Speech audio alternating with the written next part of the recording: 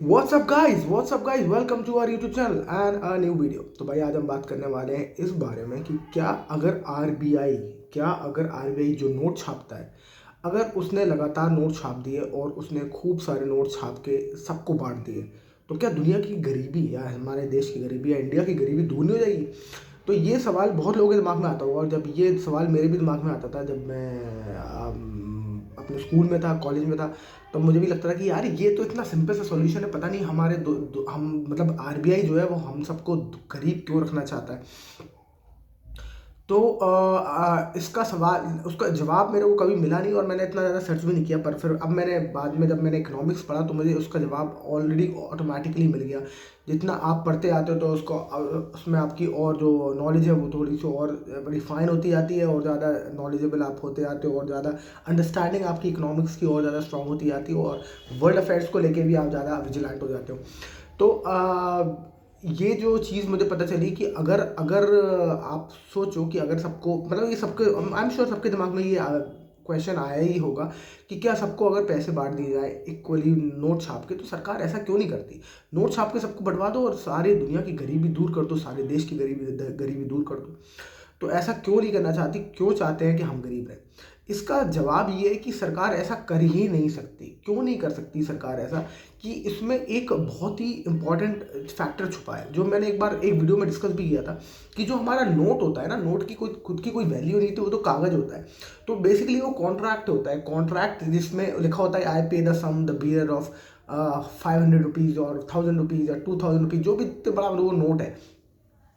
तो वो एक कॉन्ट्रैक्ट है, जब आप आरबीआई को दोगे तो उतना पैसा आपको वापस करेगा। वो पैसे के रूप में क्या देगा? हो सकता है गोल्ड दे दे, हो सकता है कुछ भी दे दे, पर वो उतना पैसे का आप हकदार बन जाते हो अगर आपके पास वो कॉन्ट्रैक्ट है, मतलब कि आपके पास वो नोट है। तो वो एक तरीके से वो स्टाम्प पेपर है, इतने का स्टाम्प पेपर लेते हैं, 200 का स्टाम्प, 500 का, ऐसी स्टाम्प पेपर की तरह वो एग्रीमेंट है, या एग्रीमेंट मान लो इसको। तो एग्रीमेंट है वो नोट कि इतना रुपये आपको आरबीआई से मिलने वाला है। तो आरबीआई से अगर मिलने वाला है आपको इतना पैसा, तो कब मिलेगा वो पैसा? वो तब मिलेगा जब आप आरबीआई को वो नोट सबमिट करोगे, राइट? अब नोट सबमिट नहीं करोगे, आप क्यों करोगे? क्योंकि आपको नोट से ही काम चल रहा है। जब आप नोट ही ट्रांसलेट कर रहे हो, अभी कागज का टुकड़ा ही तो है जो एक दूसरे को दे रहे हो, आप उससे उस 200 रुपये की वैल्यू ले लेते हो, यानी कि 200 रुपये की वैल्यू का कोई सामान है वो आप ले लेते हो। तो अगर सोचो कि अगर ये नोट खूब सारे छाप दिए जाएं और आरबीआई सबको पकड़ा दे, तो क्या होगा? कि दिक्कत ये आई कि सबको अगर नोट पकड़ा दिए जाए और सब लोग जाके सामान मार्केट में जाके खरीदने लगे, सबके पास नोट हो गया। फॉर एग्जाम्पल सोचो आपके मोहल्ले में सबके पास नोटों की एक बैग आ गया। जब नोटों की बैग सबके पास आ जाएगा तो क्या करेगा? हर आदमी जाके सामान खरीदेगा। जब हर आदमी सामान जाके खरीदेगा तो हर आदमी सड़कों पे उतर आएगा कि भैया हमें ये भी खरीदना है, वो भी खरीदना है। और कोई भी चीज़ जो होगी बिकने के लिए वो हाल के हाल बिक जाएगी, राइट? तो मतलब हाल के हाल बिक जाएगी, मतलब कि आउट ऑफ स्टॉक हो जाएगी चीज़ें, क्योंकि वो हाल के हाल बिक गई। जैसे फॉर एग्जाम्पल कोई आदमी 5 किलो केले लेके आया, 5 दर्जन केले लेके आया, 10 दर्जन मान लेते हैं, 5 दर्जन तो कम हो गए, 10 दर्जन केले लेके आया और 10 दर्जन वो केले बेच रहा है। अब आपके पास हर आदमी के पास, आपके मोहल्ले में सबके पास खूब सारा नोट भर के पैसा है, तो उसने वो गया, उसने एक गड्डी फेंकी फटाफट और ला भाई पूरे 10 दर्जन केले हमें दे दे। तो वो तो आउट ऑफ स्टॉक हो गया, तो उसने केले दिए और वो आ गया।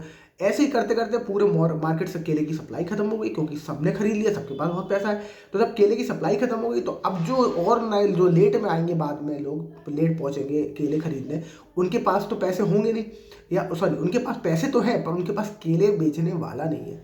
अब जब केले बेचने वाला नहीं है तो केला आउट ऑफ स्टॉक हो गया। जब केला आउट ऑफ स्टॉक हो गया, इसका मतलब ये है कि जब केला आउट ऑफ स्टॉक हो गया तो क्या होगा? किसी चीज़ की अगर स्कैर्सिटी हो जाएगी, किसी चीज़ की अगर कमी हो जाएगी, तो क्या होगा? उसका दाम बढ़ जाएगा, राइट? तो क्या होगा? केले का दाम बढ़ जाएगा, क्योंकि स्कैर्सिटी हो गई। अब डिमांड में स्कैर्सिटी है केले की और हर आदमी केले को डिमांड कर रहा है। जब केला डिमांड करने की केले की डिमांड बढ़ जाएगी, तो जो केला उगा रहा है, जो केले की खेती कर रहा है, वो क्या बोलेगा कि यार इसकी तो बड़ी डिमांड है, तो अपने प्राइस बढ़ा देगा। वो कहेगा यार ये तो सही सही चीज़ बिक रही है और हमें तो बहुत ज़्यादा डिमांड आ रही है, तो भाई हम क्या कर सकते हैं, हम प्राइस बढ़ा दें। तो वो प्राइस बढ़ा देगा केले की हाल के हाल। तो केले की प्राइस बढ़ जाएगी। जब वहाँ से बढ़ेगी तो जो डिस्ट्रीब्यूटर है वो भी अपना पैसा बढ़ाएगा कि भाई मैं भी अपना कुछ कमीशन तो रखूँ। ऐसे ऐसे देखा जाए तो टोटल केले की प्राइस बहुत ज़्यादा बढ़ जाएगी। और सिर्फ केले की प्राइस क्यों? जब आपके पास पैसा होगा तो सिर्फ आप केला तो खरीदोगे नहीं, जाके आप कार खरीदोगे, बंगले खरीदोगे, गाड़ी खरीदोगे, आप जो भी अनाप शराब जो भी आप खरीद सकते हो, जो भी आपकी चाहते रहेंगे हमेशा, आप वो कोशिश करोगे कि वो खरीद लो। जब आप वो कोशिश करोगे खरीदने की, तो क्या होगा? आप जाके हर चीज़ की प्राइस बढ़ा दोगे, क्योंकि हर चीज़ के लिए हर आदमी लाइन लगा के खड़ा है। अब पैसे की किसी के पास कोई कमी नहीं है। तो जब हर आदमी के पास पैसे की कमी नहीं होगी किसी के पास भी, तो हर आदमी लाइन लगाएगा और हर चीज़ की प्राइस जो है, जो वैल्यू है हर चीज़ की, वो बढ़ती चली जाएगी। और इससे आ जाएगा इन्फ्लेशन। इन्फ्लेशन किसको कहते हैं? इसी को कहते हैं इन्फ्लेशन, जाकि हर चीज़ की प्राइस की वैल्यू बढ़ गई। प्राइस की वैल्यू बढ़ना और आपके रुपये की वैल्यू डिप्रिशिएट होना एक ही बात है। मोटा मोटा ऐसे समझते हैं इसको कि अगर कोई चीज़ महंगी हो गई है और आप तो आप क्या कर रहे हो, आप ज़्यादा नोट देने पड़ेंगे आपको उसी चीज़ को खरीदने के लिए। जहाँ पहले 2 नोट में काम होता था, अब आपको 1500 हो गए, अब 3 नोट देने पड़े 500 के, पहले 2 नोट में खरीद लेते थे। तो आपकी नोट की जो वैल्यू है तो कम हो गई ना, क्योंकि आपको अब ज़्यादा पैसा देना पड़ रहा है। तो नोट की जो एक्चुअली वैल्यू है, 500 रुपये की जो एक्चुअली वैल्यू है, वो तो कम हो गई, क्योंकि अब आपको ज़्यादा पैसा देना पड़ता है। 3 नोट देने पड़े, पहले आप 2 ही नोट में काम चला लेते थे, वही चीज़ खरीद लेते थे। तो आपकी या तो उनकी दाम बढ़ गए सामान की, आप इसको ऐसे समझो, या आपकी रुपये की वैल्यू जो है वो डिप्रिशिएट हो रही है। तो जब आपकी नोटों की वैल्यू बिल्कुल डिप्रिशिएट हो जाएगी, तो क्या होगा? नोटों की वैल्यू डिप्रिशिएट हो गई तो आपके नोटों की वैल्यू खत्म हो जाएगी धीरे धीरे। और यही होता है, अगर आप देखो तो हर साल कहते हैं इन्फ्लेशन का जो आंकड़ा होता है वो 6%, 5-6% चलता ही चलता है। मतलब कि हर साल आपके नोट की वैल्यू 6% के हिसाब से डिक्रीज हो रही है। तभी कहते हैं तभी कहते हैं कि जो पैसा बचाता है, जो पैसा, जो सेवर्स आर लूजर्स, एक रॉबर्ट कियोसाकी जो एक बड़े रिच डैड पुअर डैड के राइटर है, उन्होंने बहुत स्टार्टिंग में कहा था सेवर विल बी लूजर्स। मतलब कि जो नोट को बचा रहा है वो लूज कर रहा है, क्योंकि हर साल आपके नोट की जो वैल्यू है वो डिप्रिशिएट हो रही है बाय 6% अप्रॉक्सीमेटली। ये आंकड़ा ज़्यादा भी होता है, पर सरकार ये आंकड़ा कम रखते हैं, क्योंकि सरकार ज़्यादा ये बताना चाहती है कि महंगाई बढ़ रही है। तो सरकार हमेशा 6% ही बोलती है, और वैसे इसका आंकड़ा 8% के आसपास होता है। अब आप सोचो कि अगर आप FD में पैसा लगाते हो और 8% के हिसाब से आप ब्याज पाते हो, तो क्या वो आप सिर्फ नोट की जो वैल्यू डिप्रिशिएट हो रही है आप उसको बीट नहीं कर रहे, सिर्फ आप उसको ही फाइट कर पा रहे हो। आप बस जो नोट की वैल्यू डिप्रिशिएट हो रही है, आप कमा उस पर कुछ भी नहीं रहे। आपने सिर्फ, अगर 100 रुपये की वैल्यू, तो आज भी आपकी 100 रुपये की वैल्यू है 5 साल बाद। क्यों? क्योंकि आपने जो उसमें इंटरेस्ट लिया वो एक्चुअली इन्फ्लेशन को ही बीट कर पाया। यानी कि हर साल उस आपके नोट की वैल्यू 6% के हिसाब से डिप्रिशिएट होती है इन्फ्लेशन की वजह से। क्यों? क्योंकि चीज़ें महंगी होती हैं तो नोट की वैल्यू कम होती है, जो अभी हम बात कर रहे थे। तो जैसे ही किसी चीज़ की वैल्यू बढ़ेगी, किसी की चीज़ों की, ज़मीनों की कीमतें बढ़ेंगी, सब्जी की कीमत बढ़ेगी, तो आपकी एक तरीके से नोट की वैल्यू कम हो गई। तो आपका आज जो 100 रुपये का नोट है वो अगले साल 94 रुपीज़ का रह जाएगा। राइट, 6 रुपये उसकी वैल्यू कम हो गई। मतलब कि आपकी जो नोट की बाइंग कैपेसिटी है, अब वो 94 रुपीज़ है, वो 100 रुपये नहीं है। वो आपको 100 रुपये लिखा हुआ तो दिखता है नोट पे, पर आप खुश भी होते हो कि 100 रुपये है, बट उसकी वैल्यू अब 94 रुपीज़ है। अब वो सिर्फ 94 रुपीज़ की ही वैल्यू रखता है और 94 रुपीज़ तक का ही सामान खरीद पाएगा। यानी ऐसा समझो इसको कि, या आप ऐसा समझो, या फिर ऐसा समझो कि महंगाई दर बढ़ गई है, तो आपको अब ज़्यादा रुपये देने पड़ेंगे। तो आप सोचो कि हर साल अगर 6% के हिसाब से वैल्यू डिप्रिशिएट होती जा रही है, तो अगले साल 94 रुपीज़ की जो आपके नोट की वैल्यू है, उसमें फिर 6% का इन्फ्लेशन लगेगा और आपके 94 के भी 6% और कम हो जाएगा। तो ऐसे ऐसे हर साल आपकी नोट की जो वैल्यू है वो डिप्रिशिएट होती जाती है। और जैसे ही, अगर आप, coming back to the question, कि अगर सोचो आप RBI ने सबको ये नोट बांट दिए होते और सबको गरीब से अमीर बना दिया होता, तो क्या होता? यही होता कि हर आदमी नोटों को लेके घूमता सड़कों पे, और उसके बाद उसकी कोई वैल्यू नहीं होती, क्योंकि हर चीज़ के दाम बहुत ज़्यादा आसमान छू जाते।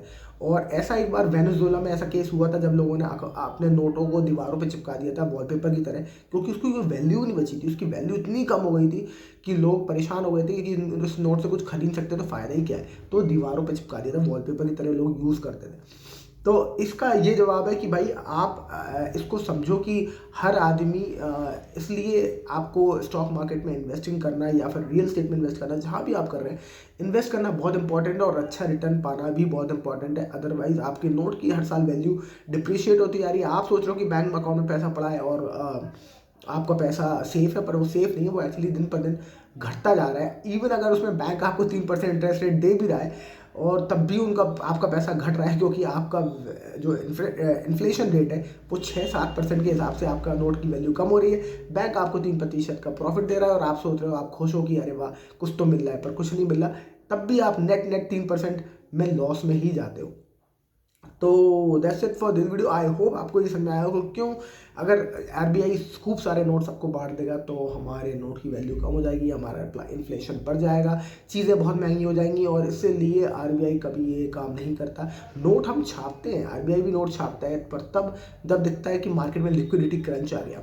लिक्विडिटी क्रंच मतलब कि मार्केट में लोगों के पास पैसे नहीं है, जैसे कि कोविड के टाइम कोविड की सिचुएशन आती है तो नोट छापते हैं लोग। सरकार नोटें छापती है, क्यों छापती है कि जब भी बहुत रिसेशन आता है, मार्केट में लोगों के पास पैसे नहीं है, बिल्कुल भी लोग कुछ खरीद नहीं रहे, सामान नहीं खरीद रहे, तो सरकार को आखिरी में मतलब ज़रूरत पड़ने पर ये उनका लास्ट रिजॉर्ट होता है कि उनको नोट छापने पड़ेंगे ज़्यादा, और उनको फिर नोट छापने पड़ते हैं और तब वो नोट छाप के नए नए टेंडर इशू करते हैं और लोगों को पैसे बांटते हैं कि लो भाई ये पैसे पकड़ो और ये ब्रिज बनाओ, लो भाई पैसे पकड़ो और ये रोड बनाओ।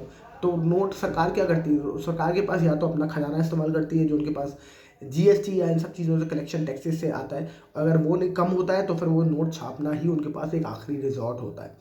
तो ये एक रिजॉर्ट होता है नोट छापना, तब और तब सिर्फ जब बहुत ज़्यादा रिसेशन का टाइम इंडिया में या किसी भी देश में आ जाता है। तो I hope you like the video, if yes like share and subscribe and I will see you with the next video. Thank you so much for watching.